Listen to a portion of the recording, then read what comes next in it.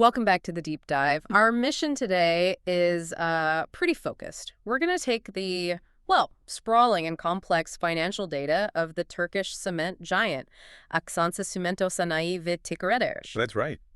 And we want to translate its 9-month 2025 performance into genuinely useful, actionable knowledge, specifically for you, the individual investor listening in. Absolutely. And this isn't just your standard quarterly review, is it? We're dealing with Turkish accounting standards, TFRS, and critically, those mandatory hyperinflation adjustments under TMS 29. TMS 29, that's the big one. It really is. We need to cut through figures that have been, inflated by a staggering 222% cumulative inflation rate over just the last 3 years. That's the only way to find the real operating truth underneath. Yeah, that's the challenge right out of the gate, isn't it? It's easy for an investor maybe looking from afar to see these large Turkish lira numbers and think, okay, things look good.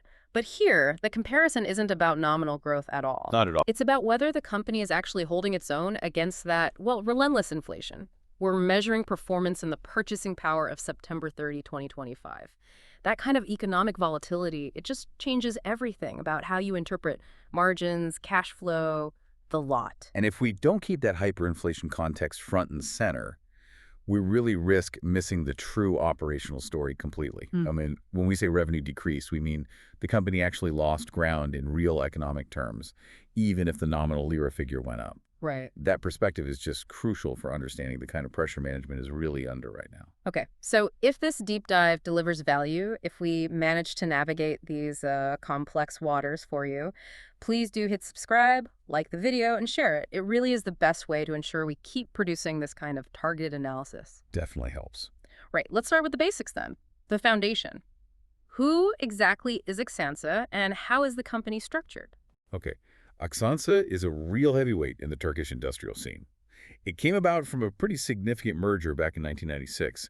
That brought together Akcimento, which was established way back in 1967, and Sanaykale Cimento from 1974. Okay, so it has deep roots. It does. And they operate out of their headquarters in Ataşehir, Istanbul. That gives them a strong base in a key economic region.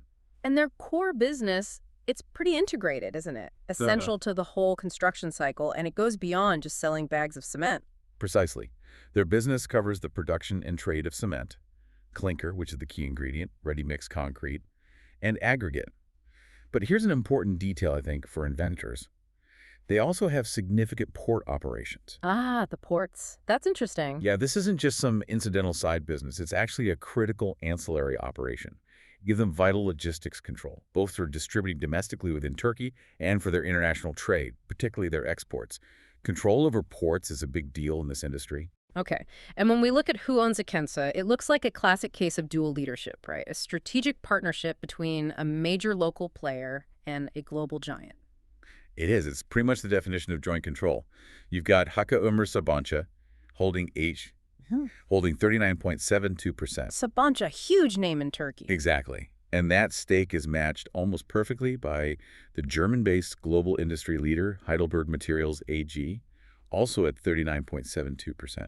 So this structure, it brings the benefit of Sabancı's deep understanding of the Turkish market, combined with Heidelberg's global R&D muscle and operational standards. Right, that makes sense. And that leaves about, 20.56% publicly traded? That's the free float for individual investors like you? That's the free float. And the report does confirm there are no privileged shares, which is good news. It keeps the voting rights structure simple and fair for everyone. Good to know. So operationally, how big are they? What does their footprint look like across Turkey? Well, their operational footprint really reflects that scale. They run major cement and clinker production plants in key locations. Büyükçekmece, Çanakkale, and Ladik. This geographic spread is pretty essential for controlling supply across the vast Turkish market. And cement is heavy stuff. Transport costs are huge. So that distribution network must be just as critical as the production plants themselves. Where are their key logistical hubs? You're spot on. Their control over logistics is significant. They manage critical terminals, places like Kemersilyalova, Alyasa, and Barlin and Yerimka. These are all essential ports and docking areas for moving materials efficiently. Right. Furthermore, to service the sort of immediate construction sector demand, they have this extensive network of 26 ready-mix concrete facilities, and those are supported by various aggregate quarries and sites, which are all listed out in the report. So a high degree of vertical integration. Exactly. It's a structural competitive advantage, really. It lets them potentially control input costs and delivery timelines much better than maybe some less integrated competitors could. Okay, let's shift focus a bit to the people actually running the operation. The report mentions a slight reduction in overall personnel numbers over these 9 months. Yes, just a small dip. They went from 1,007 employees at the end of 2024 down to 993 by September 30th, 2025. And these are all employed domestically in Turkey. But the really crucial insight here, I think, for cost analysis is the pre-existing labor agreement. Ah, the collective agreement. That must be piling on significant fixed cost pressure, especially when we see later that revenues are actually contracting in real terms. It creates a major headwind, no question. Yeah. This collective agreement, it was finalized back in January 2024, and it established a pretty substantial 60% wage increase right at the start of that year. 60%. Wow. Yeah. And crucially, for the periods we're actually analyzing now, starting January 1, 2025, it mandated a follow-up increase. This one was tied to the Consumer Price Index, CPI, plus an additional 3%.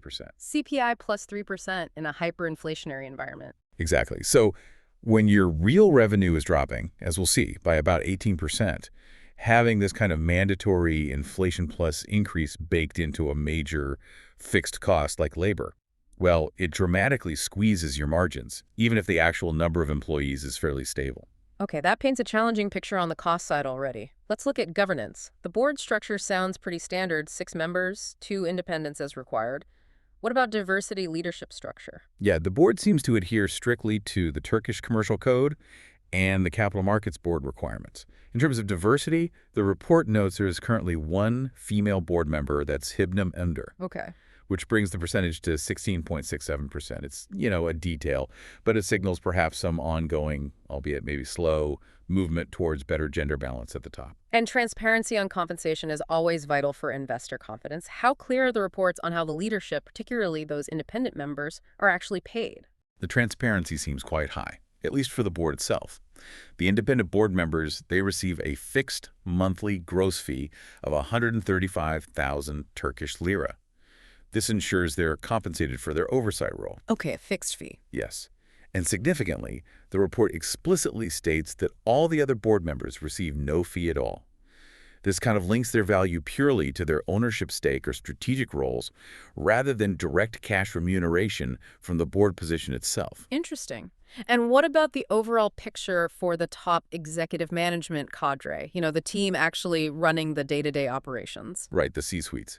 For that entire top executive management team, and this includes both short-term benefits like salaries and bonuses, and any long-term benefits like potential stock plans, the total reported figure for the first 9 months of 2025 came to 94.299 million Turkish lira. 94 million. Okay. Yeah, and that figure provides a useful benchmark, I think, for evaluating management costs relative to the, well, spoiler alert, the significantly depressed net profit figures we're going to discuss shortly. Understood.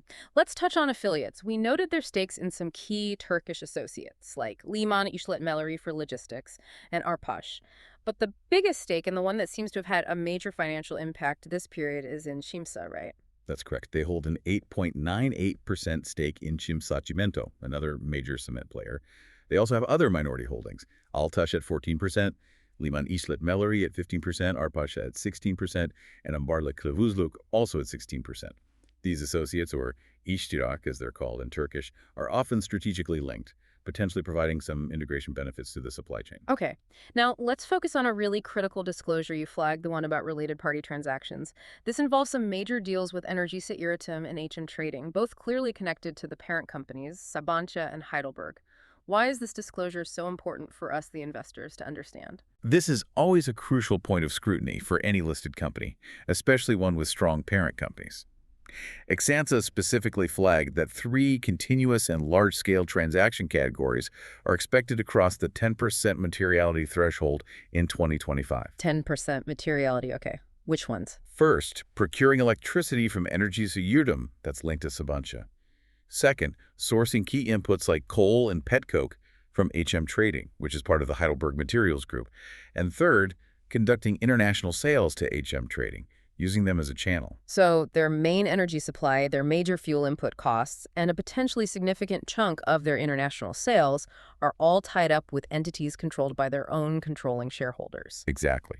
Now, the company assures everyone that these transactions are conducted at arm's length meetings, supposedly under normal market conditions and prices. Supposedly. Right. But the sheer scale is so significant that it requires this mandatory disclosure. So for you, the investor, this means a couple things. First, their major input costs, energy and petcoke, are somewhat insulated from the open market but tied to negotiations within the group. Second, they have integrated channels for export through the Heidelberg network via HM trading. It basically shifts some market risk into internal group dynamics. Which could be good or bad, depending on the pricing. Okay, let's really unpack the financials now. We've got the company structure, the joint control, the operational footprint, and this massive context of ongoing hyperinflation adjustments. This is where the rubber meets the road, isn't it? It absolutely is. We need to find that real-term apples-to-apples comparison of performance. What's the headline story? Well, the overarching narrative, unfortunately, for the first 9 months of 2025 is one of real contraction and pretty severe margin erosion. It looks like it was driven primarily by cost pressures that management just couldn't fully offset through pricing power in the market. Okay, let's start at the top line then. CRO, or sales revenue. What was the real hit year over year after adjusting for that massive inflation? The hit was significant. In 9M 2025, revenue came in at 17.017 billion Turkish lira. Now compare that to the inflation-adjusted figure for 9M 2024, which was 20.777 billion lira. Okay. That represents a substantial 18% decrease in real inflation-adjusted revenue. They actually sold less in terms of real value. 18%. Management attributed this, according to the report, to a challenging price environment and also an 11% volume decrease, specifically in ready-mix concrete sales. But, an 18% drop in sales, it's tough, but potentially manageable if costs are kept under control. Let's look at brute car, the gross profit line. Well, the costs were absolutely not contained. That's the story here. Gross profit fell dramatically. It almost halved. It went from 3.568 billion lira in 9M 2024 down to just 1.947 billion lira in 9M 2025. Wow, nearly half. Yes, that's a nearly 45% real reduction in their ability to cover just the basic manufacturing costs and depreciation. A huge squeeze right at the start of the P&L. And the next line down, the core operating profit, Isas Faliat Kara. That saw an even steeper decline. I mean, alarm bells start ringing for me when I see a 72% drop in operating income off an 18% drop in revenue. That leverage effect is brutal. That alarm bell you're hearing is negative operational leverage, screaming at full volume. Core operating profit absolutely collapsed. It went down to just 692.341 million lira, compared to 2.475 billion lira in the same period last year. Just incredible. That massive gap between the 18% revenue drop and the 72% operating profit drop is, frankly, the most critical insight for investors from this whole report. It tells you costs ran away from them. Wait, I have to push back a bit here. A 72% profit collapse. It almost suggests a fundamental failure to manage those input costs or maybe general expenses in the face of that inflation we keep talking about. Were they just unprepared for this level of cost pressure, or did the cost of sales itself just explode upwards? I think the data suggests they were really overwhelmed by input cost inflation.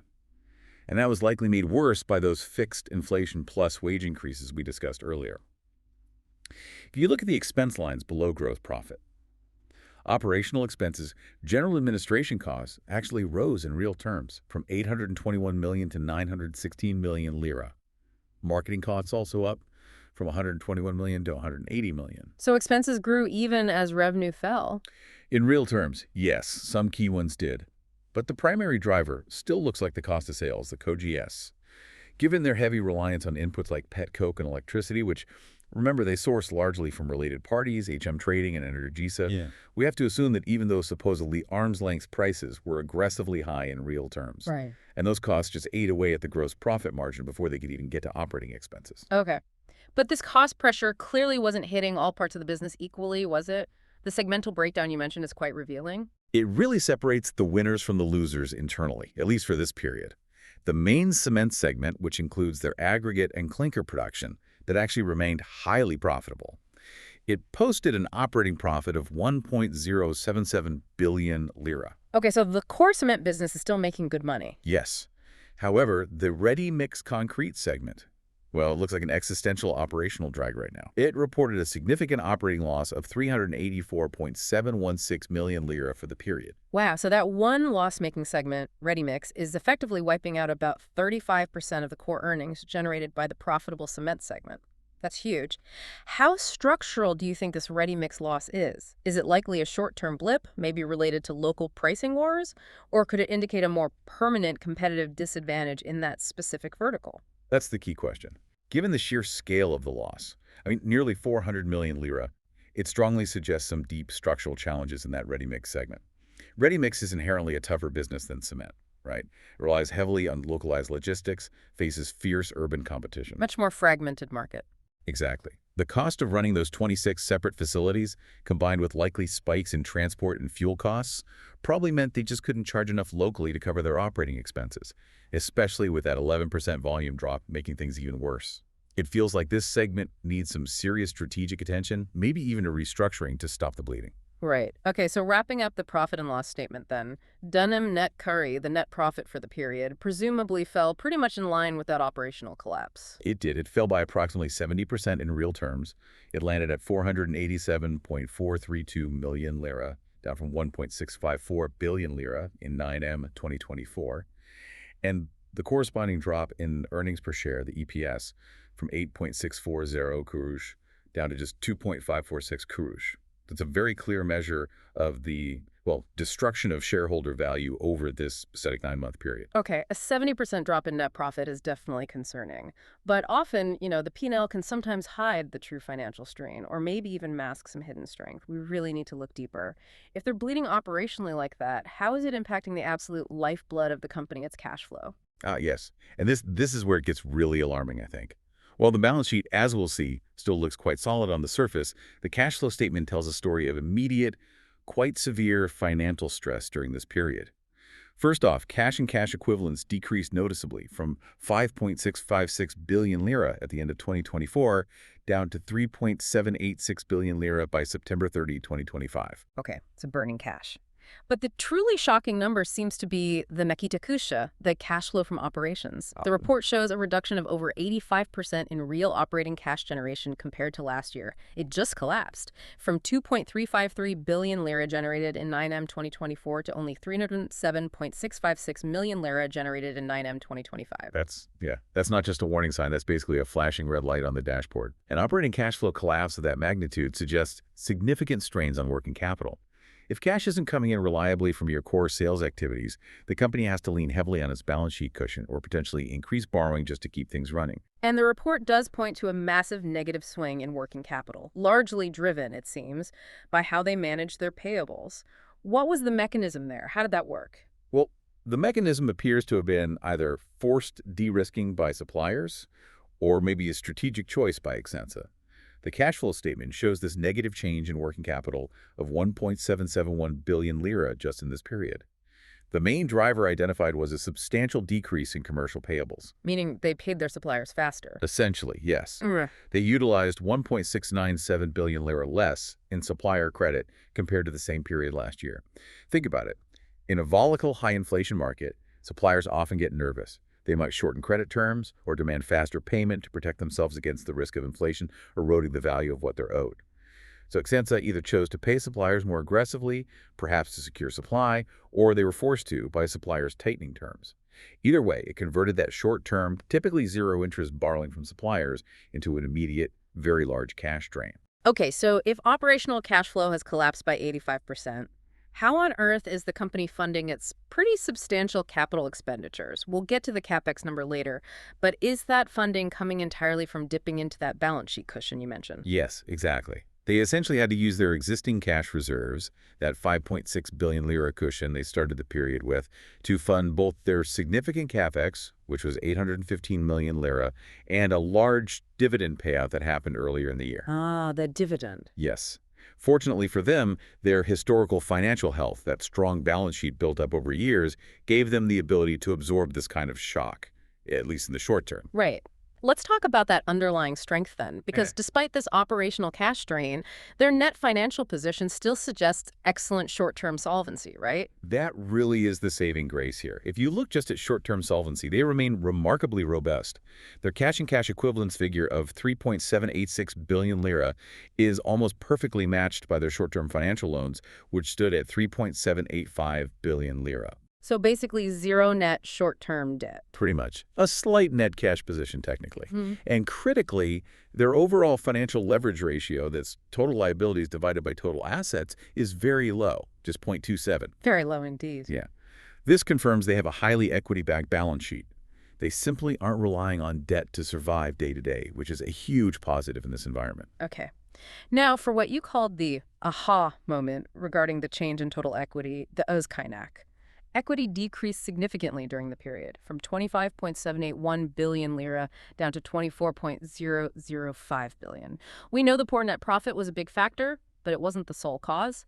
What else drained that equity base? There were two other major factors, both non-operational, that drove that equity decline. First, as I just mentioned, the company paid out a substantial dividend. It was 1.367 billion lira, paid back in March 2025. That naturally reduced retained earnings, which is part of equity. Right. Dividends come out of equity? Exactly. Second, and this is the more unusual part, there was a large loss recorded in the category called Other Comprehensive Income, or OCI. That loss amounted to 895.884 million lira. Okay, other comprehensive income. For our listener, the individual investor, why is this OCI distinction so important? Why doesn't this nearly 900 million lira loss just hit the main net profit line directly like other losses? That's a great question, and it's really essential for understanding modern accounting standards like TFRS or IFRS. This huge loss is primarily due to the fair value decrease of their listed shares in that associate company, Simsa.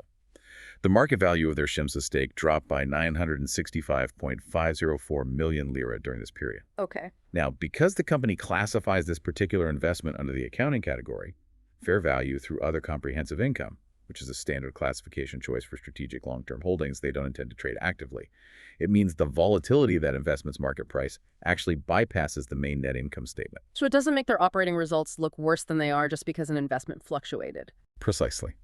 It hits the balance sheet directly, reducing total equity, but it prevents the day-to-day stock market fluctuations of an associate company from distorting the picture of their core operational performance shown in the net profit line.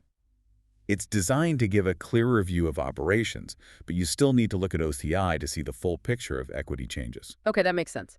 So the operational performance was, frankly, terrible in this period. But a company built on a strong balance sheet like Akcansa's can often invest its way out of trouble, or at least position itself for the future. Did they slam the brakes on capital expenditures or keep investing? No, they actually invested quite aggressively despite the tough operating results. Really? How much? In the first 9 months of 2025, they invested 815.077 million Turkish lira in tangible and intangible assets. That's their capex. 815 million, okay. Now, the key takeaway here, I think, is that this appears to be largely defensive and modernization capex. It doesn't look like massive expansionary spending aimed at dramatically increasing production capacity right now. So what were the specific focus areas for that 815 million lira spend? According to the report, the expenditures are heavily prioritized toward essential things: replacing older equipment, enhancing existing facilities, meeting increasingly strict environmental requirements, and ensuring legal compliance. In a highly regulated, capital-intensive industry like cement, just maintaining your assets and meeting all the compliance rules is absolutely non-negotiable. Keeps the lights on, basically. Keeps the lights on and keeps regulators happy, yes. And interestingly, the cement segment accounted for the vast bulk of this spend, 731.615 million lira, while the loss-making ready-mix segment only received 83.462 million. That allocation speaks volumes, doesn't it? It certainly suggests they're focusing investment on optimizing the profitable core cement business rather than pouring huge money into the struggling ready-mix side right now. Okay. Now, moving beyond just physical assets, this is where Akcansa seems to be making a genuine strategic bet on the future, positioning itself for a world that's inevitably going to be carbon-constrained. Their R&D push seems quite significant and aligned with their 2030 sustainability goals. Yes, their commitment to the low-carbon transition really comes through as a significant theme in the report. They appear to be dedicating serious resources to ensure their future competitiveness in what is, let's face it, a hard-to-abate sector like cement production. Absolutely. So what are the key technological initiatives they're pursuing? The ones that could really define their future cost structure and competitiveness? The initiatives seem focused on deep decarbonization, going beyond just efficiency gains. First, they are actively researching carbon capture, utilization, and storage CCUS applications. Now, for you listening, this is often seen as the sort of holy grail for heavy industry. Right. Capturing CO2 before it goes up the chimney. Exactly. Technology that grabs the CO2 emissions before they hit the atmosphere Yeah. and then either buries them securely underground or, ideally, finds ways to use that CO2 in other products. It's currently hugely expensive technology to develop and deploy, but many see it as essential for the long-term survival of sectors like cement. And what else on the tech front? Second, they're exploring alternative fuels. They're conducting feasibility studies on using hydrogen and potentially oxygen in their fuel mixtures in the kilns, which could significantly reduce CO2 compared to burning coal or petcoke. Okay. And what about circular economy initiatives, using waste materials? That's where the Circulate project comes in. It sounds like a major advanced recycling initiative they're doing in collaboration with Yıldız Technical University and ASTAC, which is Istanbul's waste management company. Interesting collaboration.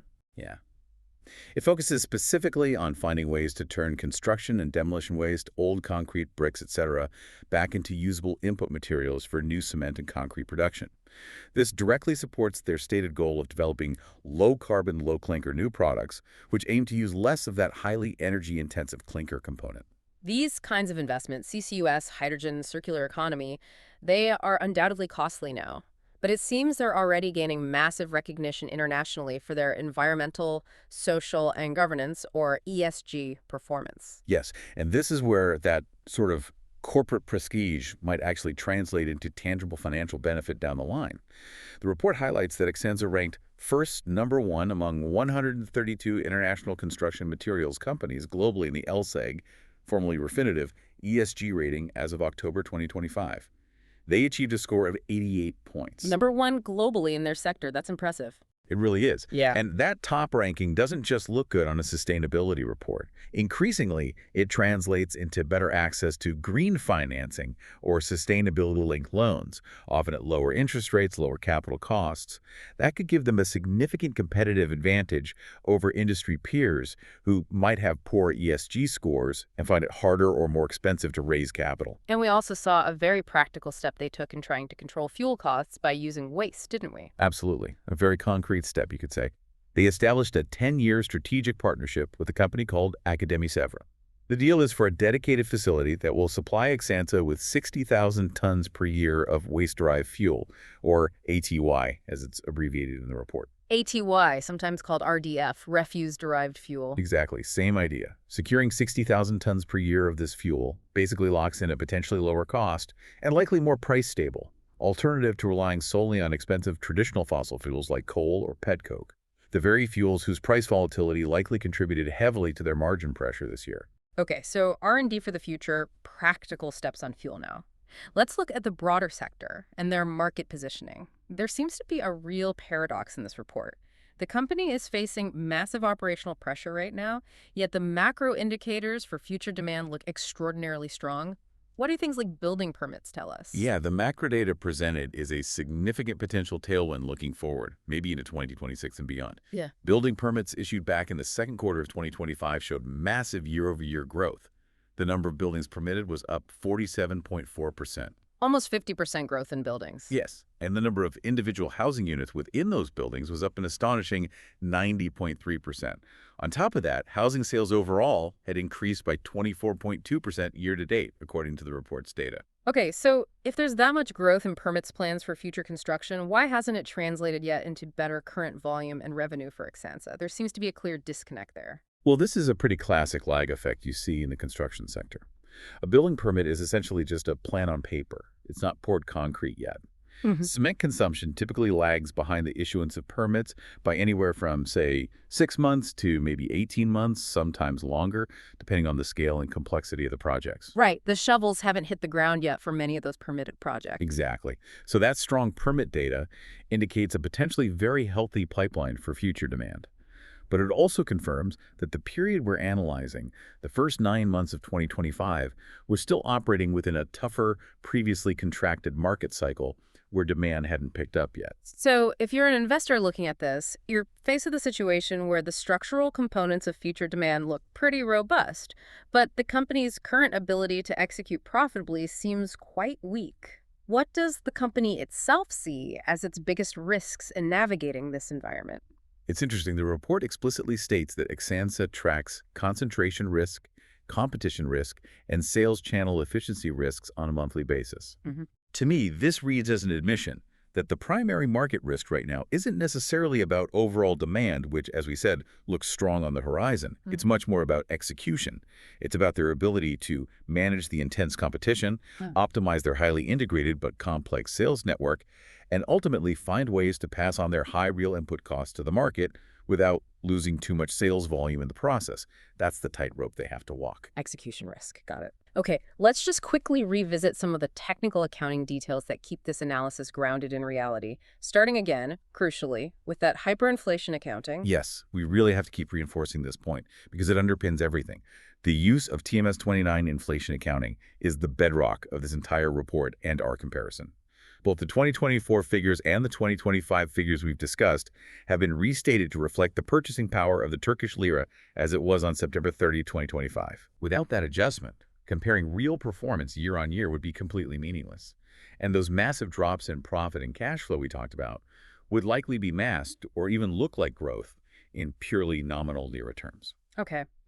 And given that hyperinflationary environment, what was the actual financial cost to the company of simply holding cash or other monetary assets during this 9-month period? They recorded something called a net monetary loss of 39.494 million lira in 9M 2025.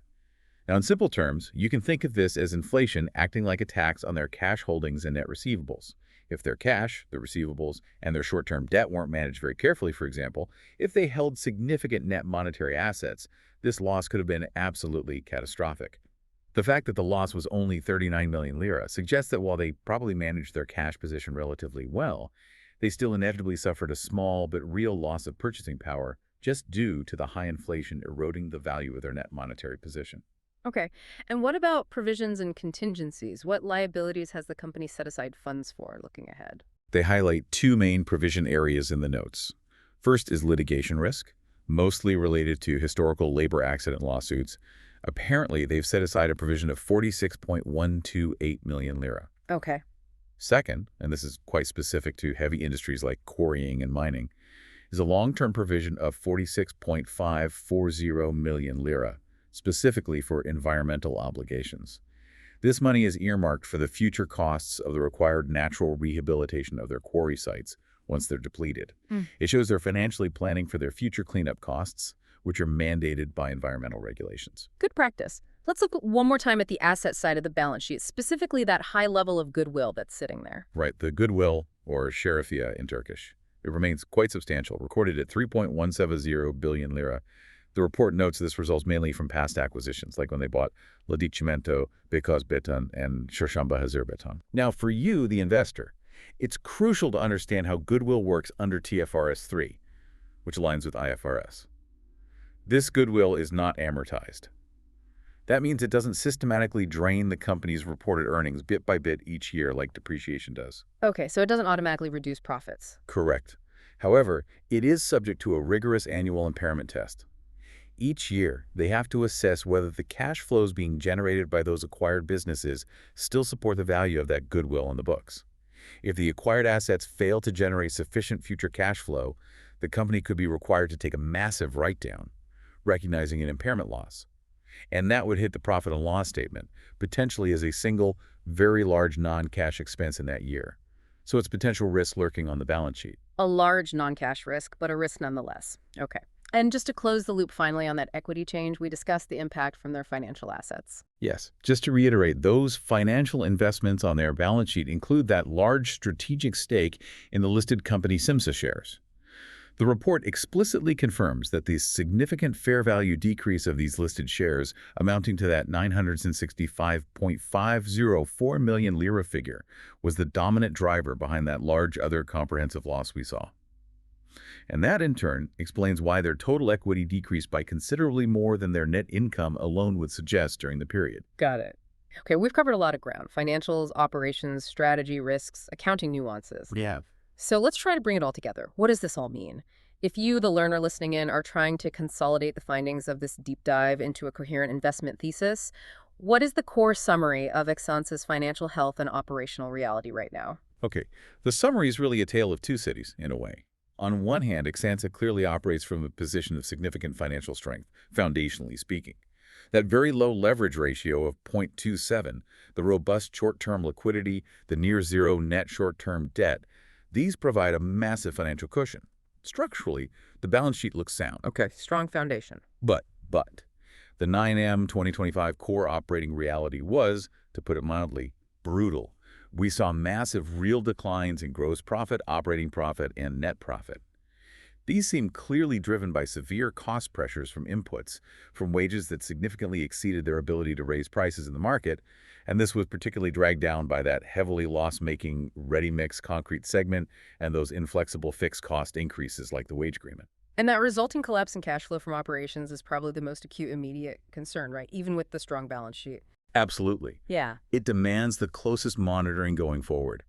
That dramatic fall in operational cash flow caused by the working capital strain, especially paying suppliers faster, shows that while they clearly have the liquidity on hand to pay their bills today, the underlying business, in this specific period, was generating grossly insufficient cash to sustain itself without relying heavily on those historical cash reserves they had built up. That's not sustainable indefinitely. Right. But against that worrying operational picture, the management team does appear to be very focused on long-term differentiation. They're pouring hundreds of millions of lira into that modernization capex and, maybe more importantly, into R&D focused on sustainability and future-proofing the business. That's the other side of the coin, yes. That 815 million lira in mainly modernization capex, combined with their globally recognized commitment to developing low-carbon technology, waste utilization, and even exploring CCUS. It does suggest that management is thinking strategically, looking beyond the current difficult cycle. They seem to be betting that the significant costs they are incurring today for sustainability R&D and implementation will eventually become mandatory competitive advantages tomorrow. Especially when you factor in those strong macro indicators we saw for future construction demand in the Turkish market. Exactly. The potential for demand recovery is there. The question is whether Akcansa will be positioned not just to meet that demand, but to do so profitably, perhaps leveraging these sustainability investments. Okay, let's end them, as we always try to do, with a final provocative thought for our listener to perhaps mull over after this deep dive. All right. Considering Akcansa's extensive and indeed globally recognized commitment to these costly long-term R&D programs like CCUS, hydrogen feasibility, and low-carbon production methods, how quickly do you think forthcoming regulatory changes, particularly things like the implementation of carbon border adjustment mechanisms, maybe in key export markets like the EU, or potentially even domestic carbon taxes in Turkey, how quickly will those regulations translate these current sustainability investments from being just a cost center into being essential, maybe even required competitive advantages? And could that fundamentally transform Akcansa's currently depressed, highly cost-sensitive profitability profile into perhaps a structurally higher margin business, one that's inherently protected from less sustainable, less prepared competitors? That potential structural shift, driven by regulation meeting investment, that really is the fundamental question, isn't it? Separating the short-term operational pain from the potential long-term strategic gain. Okay, we have navigated the complexities of hyperinflation adjustments, dug into the core financial statements, and assessed the strategic direction of Akcansa based on its 9M 2025 performance report. We certainly hope this deep dive has provided you with the clear synthesis and the critical insights you need to help you make your own informed investment decisions regarding Akcansa or the sector more broadly. Absolutely. And if you found this deep dive useful, if it helped you get a better handle on the situation, please do make sure to hit that like button. Subscribe to the channel so you don't miss our next analysis. And maybe share this episode with anyone else you know who might be preparing for their next investment decision or just tracking the Turkish market. Your support really helps us keep doing these deep dives. It certainly does. Thanks for diving deep with us today. We'll see you next time.